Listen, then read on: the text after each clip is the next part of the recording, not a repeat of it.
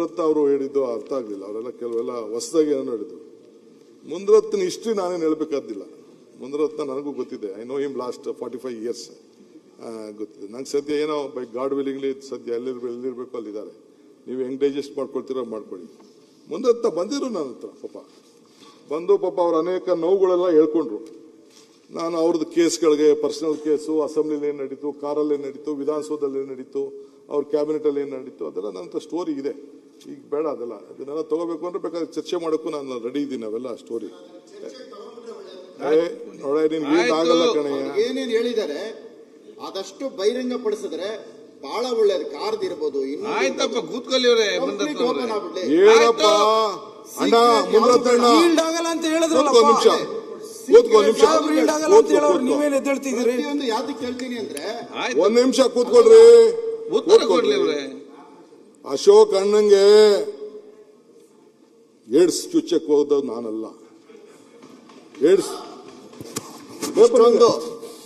Complaint ಇದೆ, FIR ಇದೆ. ಈಗ ಯಡಿಯೂರಪ್ಪನ ಮನೆ ಏನಾಯ್ತು ಅಂತ ನಾನು ಹೇಳಬೇಕಾಗಿಲ್ಲ. ಮಾತಾಡಕ್ಕೆ ಅವಕಾಶ ಕೊಡ್ತೀರಾ ಇಲ್ಲ? ಮಾತಾಡಕ್ಕೆ ಅವಕಾಶ ಕೊಡ್ತೀರಾ ಇಲ್ಲ? ಇಂಡಿವಿಜುವಲ್ ಬೇಡ, ಇದು ನಾವು ಕಾರ್ಪೊರೇಷನ್ ಕಾರ್ಪೊರೇಷನ್ ಬಗ್ಗೆ ಇಂಡಿವಿಜುವಲ್ ಆಗಿ ಬೇಡ. ಇಂಡಿವಿಜುವಲ್ ಅಂದ್ರೆ ನೀವು ಅವ್ರದ್ದು ಏನೈತೆ ನಮ್ಗೆ ಗೊತ್ತಿಲ್ಲ. ಮಾತಾಡ್ಕೊಳ್ಳಿ. ಇಲ್ಲಿ ಇನ್ನು ಬಹಳಷ್ಟು ಜನ ಬಹಳ ಚರ್ಚೆ ಮಾತಾಡ್ಕೊಳ್ತೀನಿ. ಇದಕ್ಕೆ ಒಂದಿನ ಸಾಗಲ್ಲ, 4 ದಿನ ಬೇಕು. ಇದಕ್ಕೆ ಒಂದ್ ನಿಮಿಷ ಮಾತಾಡ್ಕೊಳ್ತೀನಿ. ಅದಕ್ಕೆ ಸಪರೇಟ್ ಆಗಿ ಅವರಿಬ್ಬರು ಒಂದೇ ನಿಮಿಷ ಅಧಿವೇಶನ ಮಾಡಿ, ಅವರಿಬ್ಬರಿಗೆ ಒಂದು ಅಧಿವೇಶನ ಮಾಡ್ಬಿಟ್ಟು ಅವರಿಬ್ಬರಲ್ಲಿ ಏನ್ ಬೇಕಾದ್ರೂ ಮಾಡ್ಕೊಳ್ಳಿ. ನಮ್ದು ಈಗ ಕಾರ್ಪೊರೇಷನ್ ಬಗ್ಗೆ ಏನಿದೆ ಸಂಬಂಧಪಟ್ಟಿದ್ದು ಎತ್ತಿದ್ದಾರೆ. ಪರ್ಸನಲ್ ಆಗಿ ನೀವು ಕುಂತ್ಕೊಳ್ಳಿ, ನಾನ್ ಮಾತಾಡ್ಕೊಳ್ತೀನಿ. ಈಗ ಇಲ್ಲ ಮುಂದೆ ಕೂತ್ಕೊಳ್ಳಿ. ಈಗ ಎಲ್ಲರಿಗೂ ನೋಡಿ ಕ್ವಶನ್ ಅರ್ಥ ಕೊಡ್ಬೇಕು. ಪ್ರಶ್ನೆ ಕೇಳ್ತೀನಿ, ಈಗ ಉತ್ತರ. ಅವರು ನಿಜವಾಗ್ಲು ಒಂದ್ ನಿಮಿಷ ನೀವು ಕೂತ್ಬಿಟ್ಟು ಓಡೋಗಂತ ಕೆಲಸ ಮಾಡಬೇಡ್ರಿ. ನನಗೆ ನೀವು ಉತ್ತರ ಕೊಡೋ ಶಕ್ತಿ ಇರೋ ಕೂತ್ಕೊಳ್ಳಿ, ನಾನು ಮಾತಾಡ್ತೀನಿ. ನಿಮ್ಗೆ ಉತ್ತರ ಕೊಡೋ ಶಕ್ತಿ ಇದ್ರೆ ಮಾತಾಡಿ. ಮುಖ್ಯಮಂತ್ರಿಗಳು ಬೆಂಗಳೂರು ಬಗ್ಗೆ ಮಾತಾಡ್ತಿರೋ ಈ ಪರ್ಸನಲ್ ವಿಚಾರ ಹೋಗ್ಬಿಟ್ಟು ಈ ಬೆಂಗಳೂರು ವಿಚಾರ ಕೈಬಿಟ್ಟು ಹೋಗುವಂತದ್ದಾಗುತ್ತೆ. ದಯವಿಟ್ಟು ಸರ್ ಕೂತ್ಕೊಳ್ಳಿ ಸರ್. ಇದು ದಯವಿಟ್ಟು MLAಗಳು ನಾಳೆ ದಿನ ಎಲ್ಲರೂ MLAಗಳಿಗೆ ಇದೇ ಡ್ಯಾಮೇಜ್ ಮಾಡ್ತಾರೆ. ಇವತ್ತು ಇಲ್ಲಿರ್ಬೋದು, ನಾಳೆ ಅಲ್ಲಿರ್ಬೋದು. ಇದು ಸ್ಪಷ್ಟವಾಗಿ ಒಂದು ಉತ್ತರ ಸಿಗ್ಬೇಕು. ಸರ್ ಕೂತ್ಕೊಳ್ಳಿ ಸರ್, ಒಂದ್ ನಿಮಿಷ. ಸಭಾಧ್ಯಕ್ಷರೇ,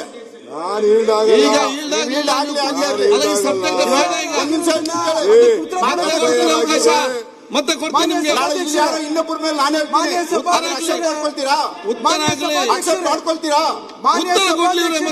ಮಾಡ್ಕೊಳ್ತೀರಾ?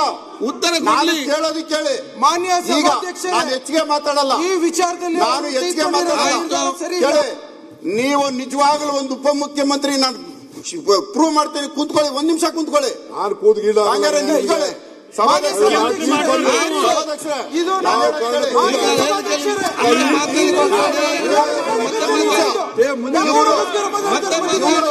ಒಂದ್ ನಿಮಿಷ. ಇವರು ಮಾಡಿರುವಂತ ಪಾಪ ಕೆಲಸ ಇದು. ಇವರು ಮಾಡಿರೋ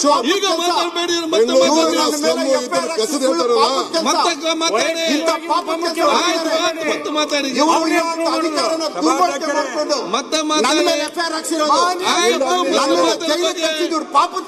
ಮತ್ತೆ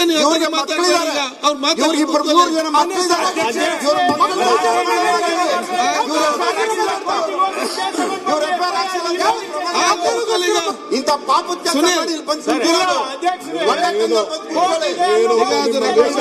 ಪಾಪದ ಕೆಲಸ ಮಾಡಿ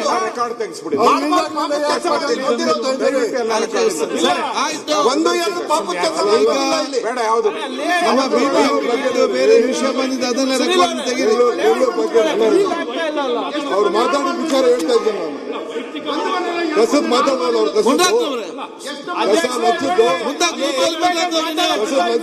ವೈಯಕ್ತಿಕ ಬೇಡ ಸರ್. ವೈಯಕ್ತಿಕ ಅಲ್ಲ, ವೈಯಕ್ತಿಕ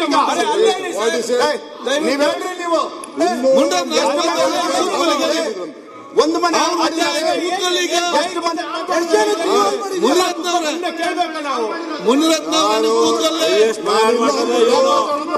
ನಾನಿಲ್ಲ ಅಂದ್ಬಿಟ್ಟು ಸೀಟು ನಾನು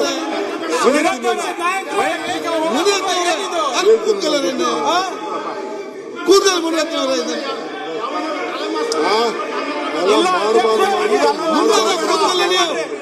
ಇಂಥ ಅದಕ್ಕೆಲ್ಲ ಎದುರಲ್ಲ ನಾನು. ಅದ್ಯಾವನೋ ಬೇರೆ ಪುಡಿಗಳಿಗೆಲ್ಲ ಇದೆಲ್ಲ ನನ್ನ ಹತ್ರ ಬೇಡ. ಇಂಥ ಬಂದಿರೋದು. ಒಳ್ಳೆ ಚರ್ಚೆ ಆಯ್ತು, ಎಷ್ಟು ಮನೆ ಒಳ್ಳೆ ಚರ್ಚೆ ಆಯ್ತು, ಒಳ್ಳೆ ಪಾಸಿಟಿವ್ ಎಲ್ಲ ಮಾತಾಡಿದ್ವಿ. ನಾಳೆ ಏನು ಬರಲ್ಲ, ನಾಳೆ ಏನು ಬರಲ್ಲ ಹೇಳಿದ್ದೀನಿ. ಒಂದ್ ಸೆಕೆಂಡ್ ಒಳ್ಳೆ ಡಿಸ್ಕಷನ್ ಆಗಿದೆ. ಕೂತ್ಕೊಳ್ಳಿ, ಒಳ್ಳೆ ಡಿಸ್ಕಷನ್. ಅವರು ಕೂರಿಸ್ತಾರೆ. ನೀವು ಕೂತ್ಕೊಳ್ಳಪ್ಪ ಇಲ್ಲಿ. ಒಂದ್ ಸೆಕೆಂಡ್ ಸರ್ ಒಂದು ಇಷ್ಟೊತ್ತು ನೀವು ಕೂತ್ಕೊಳ್ಳಿ. ಕೂತ್ಕೊಳ್ಳಿ ಕೂತ್ಕೊಳ್ಳಿ. ಇಷ್ಟೊತ್ತು ಒಳ್ಳೆ ಡಿಸ್ಕಷನ್ ಆಗಿದೆ. ಸಭಾಧ್ಯಕ್ಷರೇ, ಅವ್ರೇನಾರ ಮಾತಾಡಿದ್ರೆ ಇಶ್ಯೂಸ್ ಮಾತಾಡ್ಲಿ. ವೈಯಕ್ತಿಕವಾಗಿ ಏನ್ ಮಾತಾಡ್ತಿರೋಂಥದ್ದು? ಕೂತ್ಕೊಳ್ಳಿ. ಒಂದ್ ಸೆಕೆಂಡ್. ಯಾಕೆ ಮನೆ ಮಕ್ಕಳು ಒಂದ್ ಸೆಕೆಂಡ್ ಕೂತ್ಕೊಳ್ಳಪ್ಪ. ಒಂದು ನಿಮಿಷ. ಮುನಿರತ್ನ ಇಶ್ಯೂ ಬಂದಾಗ ಅವರು ಉತ್ತರ ಕೊಡ್ಬೇಕು. ಅವ್ರೇನೇನೋ ಕೇಳ್ಕೊಂಡಿದ್ದಾರೆ, ಅದು ಉತ್ತರ ಕೊಡ್ಬೇಕು. ಆದ್ರೆ ಅಶೋಕ್ ಅದೇನೋ ಚುಚ್ಚೋದು, ರೇಪಿಸ್ಟು, ಇವೆಲ್ಲ ಪದ ಈ ಸದನಕ್ಕೆ ಭೂಷಣ ತರೋದಿಲ್ಲ. ದಯವಿಟ್ಟು ನೀವು ಆಸ್ ಎ ಕಸ್ಟೋಡಿ ಆಫ್ ಏನೇನ್ ಮಾತಾಡಿದ್ದಾರೆ ನಾನು ಇಲ್ದೆ ಹೋದಾಗ ಇಲ್ಲಿ ಏನೇನ್ ನಡೆದಿದೆ? ಇಲ್ಲ ನಾನು ಇಲ್ದೆ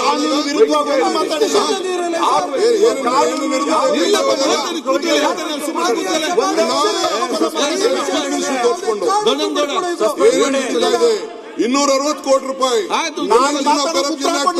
ಒಂದ್ ಎಕರೆಗೆ ವೈಯಕ್ತಿಕವಾಗಿ